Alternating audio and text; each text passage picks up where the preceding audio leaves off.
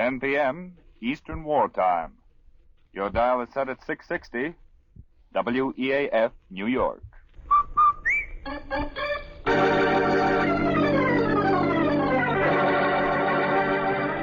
Rinso, R-I-N-S-O, Soapy Rich Rinso presents Boston Blackie, starring Chester Morris.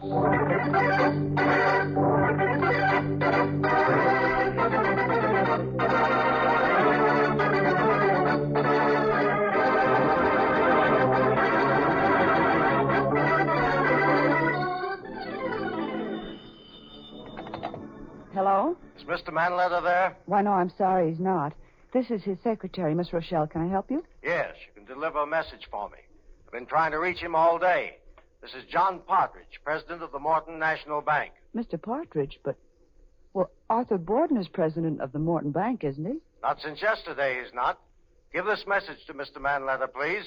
Tell him that his notes to the bank were due and payable on Monday of this week, and we must have our money. But, Mr. Partridge, we showed our books to Mr. Borden only last week, and he agreed to extend the notes until our accounts receivable came in. Our business is in fine shape, Mr. Partridge. Our books prove it. Please tell Mr. Manletter that we'll accept our money in the morning, Miss Rochelle. But it's $100,000. We can't possibly raise that money overnight. I'm sorry. That's Mr. Manletter's problem. Goodbye. $100,000. Hello, Gene. Mr. Manletter, the bank just called. There's a new president, and And they want to foreclose on my notes. How did you know? Read this letter. I got it at the house this morning. Here, read it. If you want to know how to prevent the bank from foreclosing on your note, have your friend Boston Blackie visit a house at 50 Hunter Street at 7 o'clock this evening. Signed, a friend. Mr. Manletter, what does that mean? I don't know. I can't see any connection between the bank and Blackie. But I do know I won't ask him to go to Hunter Street. Well, can we raise $100,000 for the notes overnight? I don't think so, but I'll try. Only there isn't much hope. Then you must call your friend Blackie. No, it can only mean trouble for Blackie. I don't know how or why, but it must be trouble for him if I'm being forced to ask him to go there. But Blackie thrives on trouble, Mr. Manletter, and it'll save your business. No, I won't call Blackie. I'm going out to try to raise the money. You'll hear from me later. All right, sir. Alice, will you call a number for me, please? Get me Boston Blackie.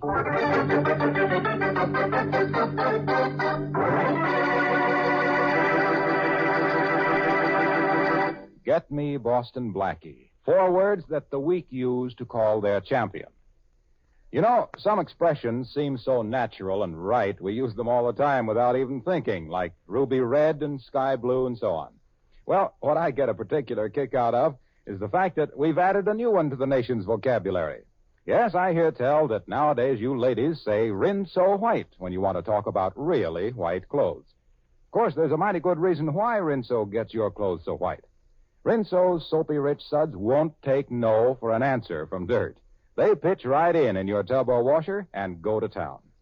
Yes, Rinso gets out more dirt. And that's why you ladies are able to turn out those beautiful Rinso white, Rinso bright washes. So next wash day, whistle for the kind of wash you're proud to hang on your line.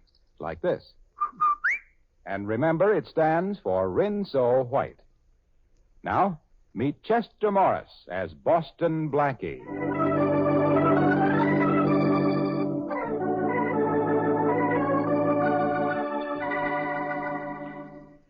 Tell me, Blackie, which one of these girls do you like best? So, come on, take a look at their pictures. Come on, will you? All right, Shorty. I'll judge your personal beauty contest for you. Now, this blonde here... Yeah. Hold it, Shorty. I'll get the phone. Hello? Blackie? Yes. Blackie, this is Jean. I had to call you. Mr. Manletter's in terrible trouble. Hey, come on, will you, Blackie? Come on, get off that phone. I got to know about this redhead. Lay off, Shorty. What is it, Gene? What's the matter with Arthur? The bank called an hour ago. I've been trying since then to reach you. They're going to take over the business if Arthur doesn't redeem his notes for $100,000 by tomorrow morning. Well, they can't do that, Gene. Yes, they can. The notes are overdue. Hey, boss, what about this brunette? Now, come on, will you? Quiet. Not you, Gene. Look, honey, I haven't anywhere near $100,000, and I wouldn't know where to go to get it by tomorrow morning. I didn't expect you would, Blackie, but Mr. Manletter received a message saying that if you come to 50 Hunter Street at 7 o'clock tonight, the notes will be renewed. If I go to 50 Hunter Street, well, what does that mean? I don't know, Blackie. But if I show up, they'll renew? That's what the note says. Mr. Manletter knew you'd be in some kind of danger if you went, and he wouldn't ask you. Oh, don't worry, chick. You'll hear from me. Bye. So you finally got done. Now, come on, help me. Look at it. See, I got 50 pictures here. Pick out the one I should print up on my wall. I can't do anything about your pin-up problem now, Shorty. I've got something at 50 Hunter Street that I've got to pin down.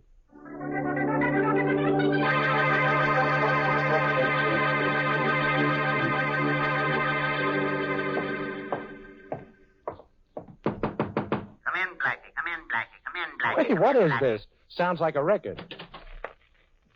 Hey, you behind that desk. You in the mask. What is this? Come on, talk. First of all, Boston Blackie, don't try anything foolish.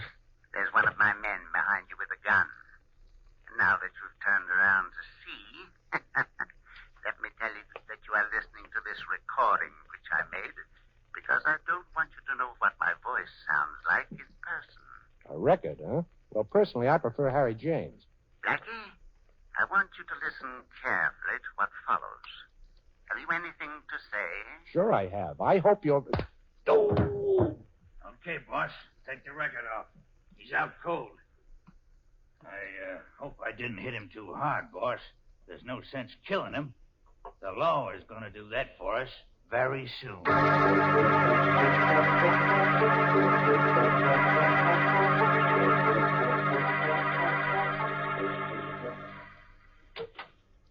Gee, Blackie, where you been? I've been having pups. Well, I hope they look like their mother. Well, I'm back, Shorty, only I'm not the same guy. You should have had your head examined for going down to that Hunter Street joint. Yes, I had it cracked. That's worse. Take a look at this, Shorty. A bullet hole? Yeah. In your coat pocket. Who'd you shoot, Blackie? I didn't shoot anybody, Shorty. Somebody slugged me, and when I woke up, my gun was gone, and this hole was in my pocket. I must have been out for hours. It's almost 11 o'clock. I called Jean, and she told me the bank renewed Manletter's notes the minute I showed up at the Hunter Street place. Somebody sure took an awful crack at you, hey, Blackie? Yeah, it's more than that, Shorty. Only how much more and exactly what, I don't know. Get my robe, will you, please? Yeah, sure, boss. Give me your coat, and I'll hang it over this here chair. Well, here it is. Blackie, what do you make of this business this afternoon? I don't make it. It's got me stumped. Yeah, me too. Well, here's your robe. Thanks. I think I'll lie down and relax for half an hour. Would you mind fixing me some coffee, Shorty? Sure. Have it for you in just a minute, boss. Thanks. Hello, Blackie. Glad to see me? Well, Inspector Farraday, of course I'm glad to see you. Which goes to prove how easy I am to please. Very funny. Now, Blackie, I think you overdid it this afternoon. Well, my head sure feels like I did. That isn't what I mean. Did you ever hear of a private detective named Fred Visual? That crooked Shamus? Yeah. Oh, sure, I've heard of him. And he's heard of me, too, Farraday. I got the guy's license suspended when he tried to blackmail me. A couple of friends of mine, last year. That's the guy. He didn't like you, Blackie.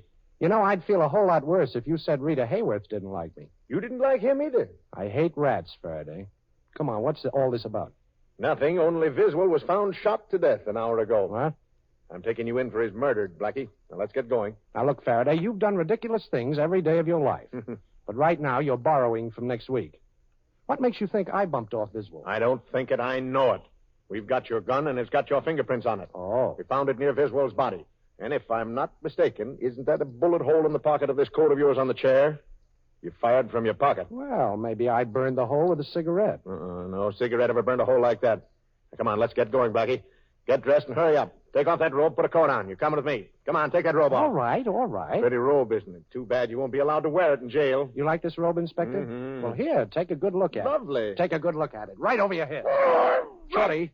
Yeah, I'm right here, boss. I was waiting for a signal from him before I counted. Well, help me tie him up, Shorty. We'll use the cord from the rope. Now, quiet, Inspector, quiet. Don't you know it's impolite to talk with your mouth full? You'll be tied up like a chicken in just a little minute now. Well, I know what the score is now, Shorty. Somebody's fixed it to look like I knocked off Fred Visual. Yeah, I heard. Ain't a very pretty picture, is it, boss? I'm not worried about the picture, Shorty. I'm worried about the frame.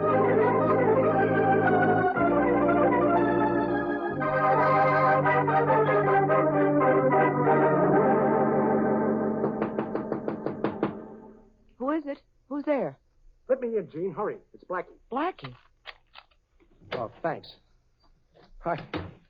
I'm sorry about coming to your apartment at this hour, Jean, but I couldn't reach you on the telephone. Well, they closed the downstairs switchboard at midnight. Oh. What is it, Blackie? What's wrong? I need information, Jean. I need all you know or can remember.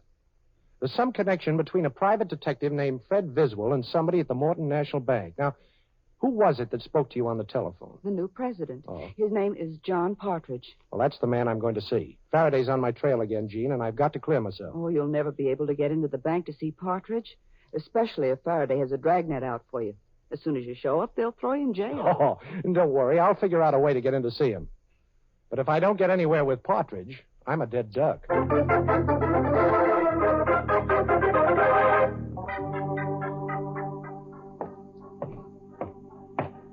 morning, Mr. Partridge. Good morning. Good morning, Mr. Partridge. Good morning. Oh, I left your mail on your desk, Mr. Partridge. Thank you. I'll be in my office if anyone wants me. Don't open your mouth, Partridge, or this gun will shut it permanently. Why? What do you want? Aren't you one of the special police that protects the bank? Oh, well, don't let this uniform fool you. I wore it just to get in here. And keep away from your desk. You know, I'm allergic to the sudden pushing of buttons. Ah, that's better. Now, do you know who I am? No. I'm Boston Blackie. That doesn't mean a thing to me. Oh, I think it does. You called Arthur Manletter's office and told him the bank wouldn't renew his notes. But he received a letter saying that if I were to go to 50 Hunter Street, the bank would renew. Maybe you know what you're talking about, but I don't. You've got to be the man behind a pretty shrewd frame-up, Partridge. Unless you're acting on somebody's instructions.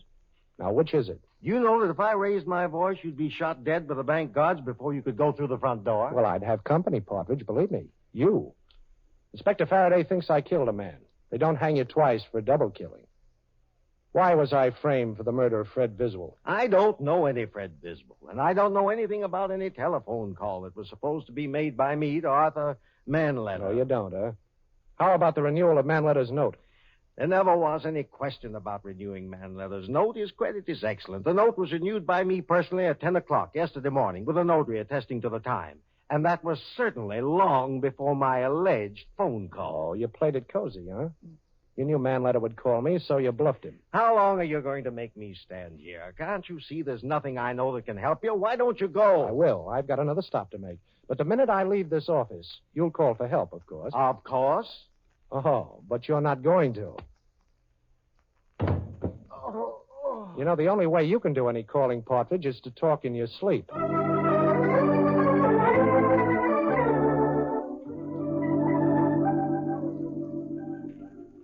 Mr. Borden? Yes? I'm sorry to disturb you at your home. My name is Boston Blackie. How do you do, Mr. Blackie? I came up here to see you, Mr. Borden, about your bank. You mean about what used to be my bank? I'm sorry. Who decided to replace you as president? The board of directors. Oh, and was it done suddenly? Yes, very. Uh-huh. And where did John Partridge come from? I don't know. He'd been on our board of directors only a short while. Oh. I'm an old man, Blackie. The loss of my bank was a blow to me. Everything came so suddenly, I hadn't gotten used to not being there anymore. Will you forgive me if I'd rather not talk about it? Oh, I understand, Mr. Borden. I'm going to try to get your bank back for you, but I need some help. Now, here's an address where I can be reached. Oh, you must have some loyal employee at the bank you can depend on, and would you call him and get him to find out something about Partridge? And if you get any information, send me a message. And send that ring you're wearing with it so I know it's from you. I'll send you a message if I get it, but with just a paper clip on it. I haven't been able to get this ring off in years. The paper clip will identify my messenger if I hear anything. Good. Give me a little help. I'll turn a murder over to Inspector Farraday, get rid of the charge against myself, and give you a bank right in your side pocket.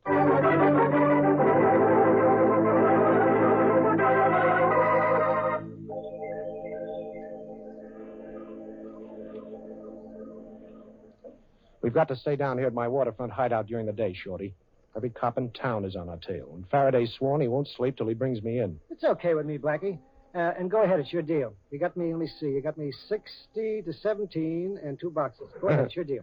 You know one thing about gin rummy, it sure passes the time away. Yeah, it passes my dough away, too. Okay, you two. Hoist him. Come on, Patsy. Yeah, I'm coming. Now, look, Blackie. Stand up and don't try nothing foolish. I know all about you and your tricks. Well, I wasn't exactly going to ask you to pick a card. Who are you? A guy who ain't going to be outsmarted by you. Oh? Tie the little guy up, Patsy. Yeah, I'll tie him up good, too. Don't talk. Tie. I'm tying him. He ain't going to go nowhere for a while. Okay. Well, suppose we start moving, Blackie. You ready, Patsy? Yeah. I'm ready, Mug. Well, of course, don't anybody ask me. You're ready, Blackie. But you don't know for what. Now start moving. Oh, this is a ride, huh? Okay. One way? Oh, I wouldn't say that, Blackie. We're coming back, Patsy and me. But we got orders to get you. Orders to get me, huh? Dealing in the Blackie market? You'll strain an arm reaching for jokes like that, Blackie. I thought that was rather clever. But you might as well know something. Yeah? We ain't taking you on any gang ride. We're turning you over to the cops. Yeah, I'll bet. A couple of hoods like you wouldn't go within 2 miles of headquarters. I guarantee Faraday's got charges hanging over both you guys. Maybe. Only he'll be so glad to see you, he won't be able to think straight. All right, let's get moving, Blackie. And remember, I'm the guy that's got the gun on you. Okay, Mug. But take my word for it, someday you're going to beg me to forget that.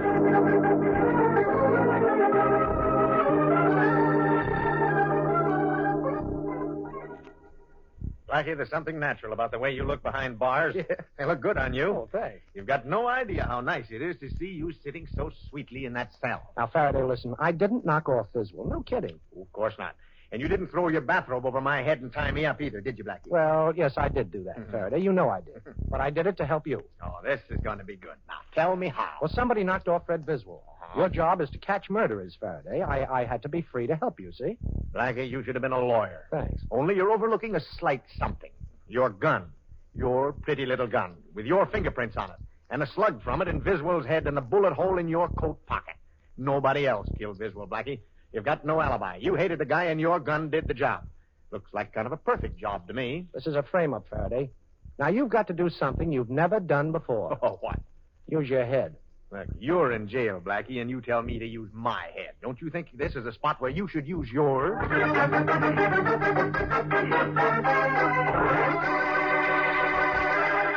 Well, it seems as though Inspector Faraday is about to realize a lifelong ambition and has finally found a charge against Boston Blackie that will stick. However, that remains to be seen, of course. You know, you ladies really have it all over the men, folks, when it comes to being sensible about clothes.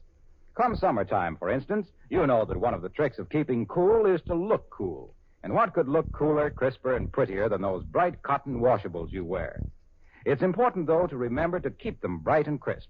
And that's where our soapy-rich Rinso comes in. No point in working your head off in summertime, boiling and scrubbing clothes. And you don't have to with Rinso. A short soaking in Rinso suds, often as little as 10 minutes, is enough. Then a few quick finger rubs on extra soiled places, and your clothes are ready to rinse. And believe you me, you'll be mighty proud of how your wash looks, too. Your lovely colored washable cottons will stay fresh and bright week after week, wash after wash. And your white clothes, well, it goes without saying, they'll be, yes, Rinso white. So get Rinso next wash day for a Rinso white, Rinso bright wash.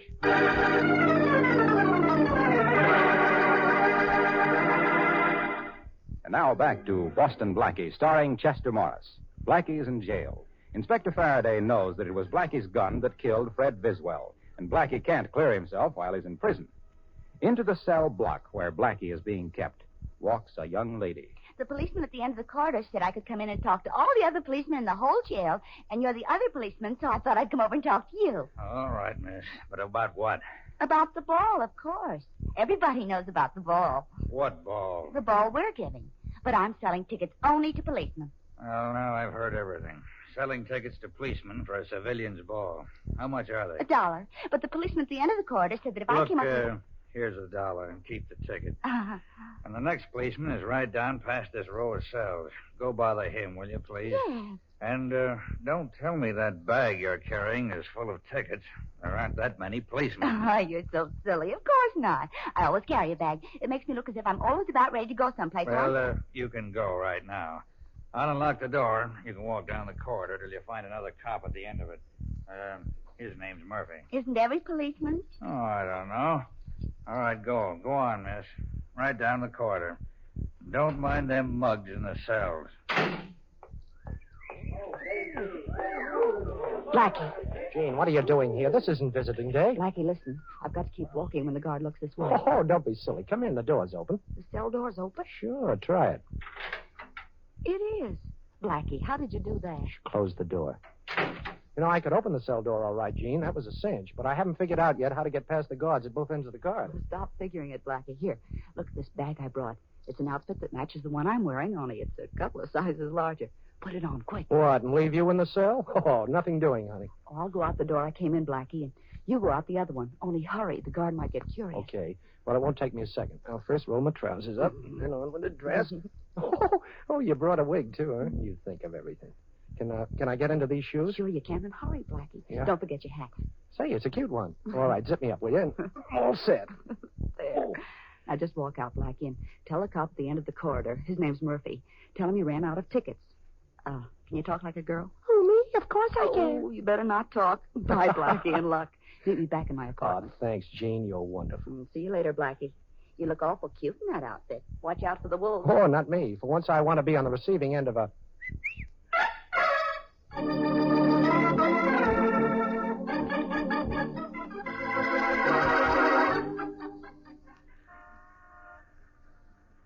This is the house, Shorty, 50 Hunter Street. I don't know what I'd expect to find here, but let's go in. Why, boss? Well, maybe I can pick up something inside that'll give me a clue to that masked man. You see any lights? No. Nope, there ain't any but. Okay, now don't hit your flashlight till we close the street door. Oh, what kind of a lock is this? I don't know. But if you're working on it, it's an easy lock. I'll guarantee that. No, Shorty, it's an open lock. Come on in. Shh, quiet. Hit your flash, Shorty. Right. Yeah, this is the room where I got conked. The masked guy sat right over there facing me with his hands folded on that table, and he... Shorty. What? Oh, what happened? I know now who the masked guy was, Shorty. Yeah? I'm going to straighten out this whole mess. Wait till I look up a number in this phone book. Let's see. Yeah, who are you calling, Blackie? I'm calling the murderer of Fred Biswell. Wait a minute. Yeah. Okay, here it is.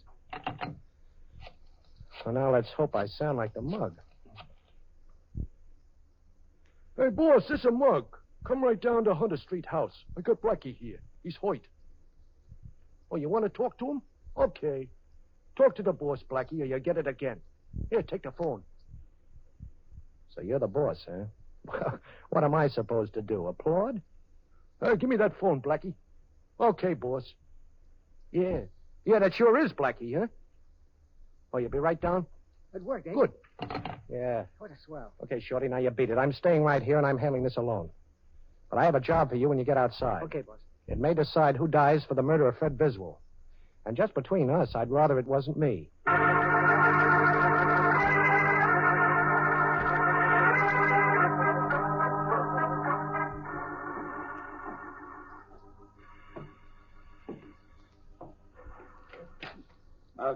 Mug, are you in here? Mug, turn on the light. It's dark. I can't see you. Turn on the light. Here's a light, Mr. Borden. Right in your face. Boston Blackie. That's right, Boston Blackie. You had a very nice frame-up all fixed for me, but I think you're going down to explain it all to Inspector Farraday now. Do you? Well, I don't. So the phone call to me was a gag, eh? I might have known it was one of your tricks, Blackie, but I didn't. No harm done, though. I'll just leave. Oh, just like that, huh? Mm-hmm. And don't think you can threaten me, Blackie. As long as I'm alive, I'm a potential alibi for you. Only you and I know you didn't kill Fred Biswell and that I did. And you've got to let me live in the hope that someday I'll confess. Yes, I guess maybe I do. Oh, you're a pretty smart man, Borden. You'd have to be to have me in this kind of a jam. What did Biswell ever do to you? You thought he could outsmart me, the fool. Some private investors had him checking the books at the bank. Found that I'd taken quite a bit of money that didn't belong to me. And he thought he'd try a bit of blackmail. He didn't get very far. Pretty thorough, aren't you? I think so. How did you know I was the masked man, Blackie? Well, two ways, Borden. Yes? One was the fact that I gave you the address of my waterfront hideout, and later your hoods paid me a visit down there. You were the only one that had that address. The other was that ring you're wearing. The one you told me you couldn't take off. When I came in tonight, I remembered the masked man was wearing that ring. You know, putting John Partridge in your place as president of the bank sounds like a wonderfully smart idea. It was. I was tired of working, and I could throw Partridge in jail any time I like for a little embezzlement job he did. So he must do as I say. And now, Boston Blackie, let's go visit Inspector Farraday. Well, no, Mr. Borden, I don't think I care to see the inspector tonight. No? Perhaps this gun will make you change your mind. I happen to know that Farraday has your gun. You're still under suspicion of murder, you know. And if you try to escape, Blackie, I'll think nothing of killing you in cold blood. You know, I believe you would, Borden. All right. All right, I'll go with you. I guess I'd rather be a live prisoner than a dead suspect.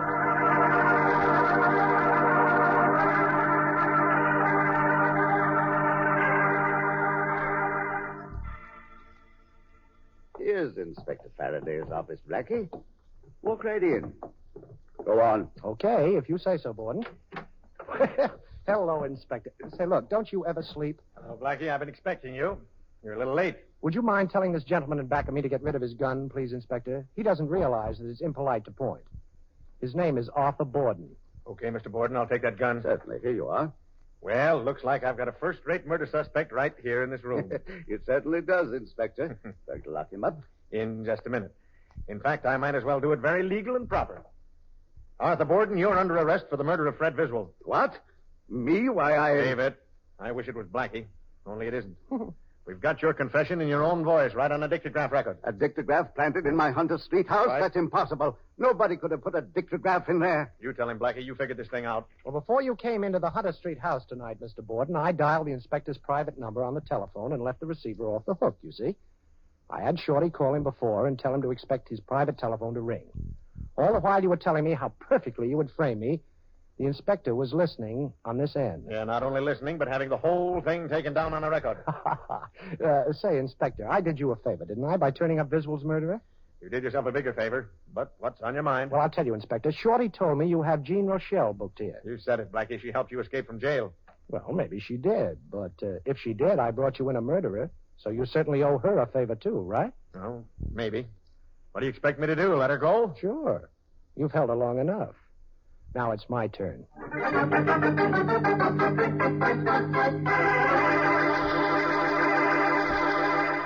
You've heard about making mountains out of molehills, but here's how to make mountains of dishes go right down to nothing in a hurry.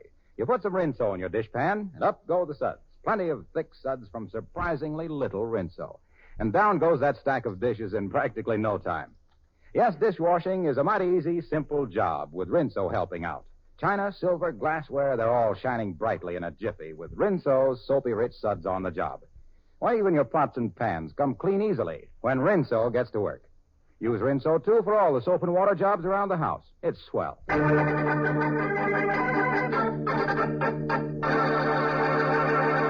Now a glimpse at next week's adventure of Boston Blackie. All right, Monahan, give me a little more juice in that light. No, don't do that. I can't stand it. That's better. Now, listen, Shorty, you say you don't remember what happened. I don't. I keep telling you I don't. All right, maybe you don't remember. You were slugged. Now, we don't want to know anything except one thing. Now, think hard, Shorty. Who was the last person you saw or talked to before you were slugged? Now, that's all we want to know. I'm thinking, Inspector, honest. I'm dizzy trying to think. I don't know. I just don't know. Hey, wait a minute. Oh, yeah, I remember now. The last person I talked to before I got conked was Boston Blackie.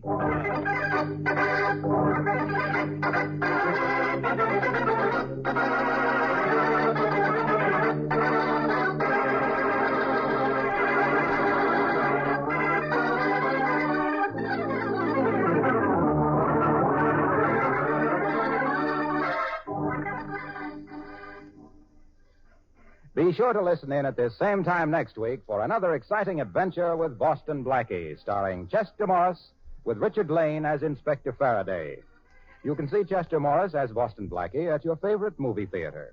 Boston Blackie's latest Columbia picture is One Mysterious Night, soon to be released. Original music for the program was by Charles Cornell. This is Harlow Wilcox speaking for the makers of Rinso and wishing you all a very pleasant good night.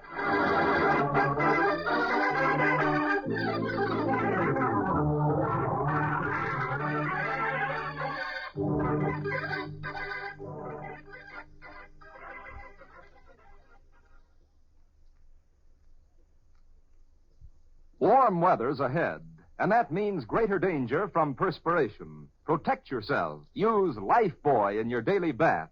You know, of 7 leading brands, Lifebuoy gives you the most soap for your money. And its rich, purifying Lifebuoy lather agrees with your skin. And don't forget, Lifebuoy is the only soap especially made to stop. This is the National Broadcasting Company.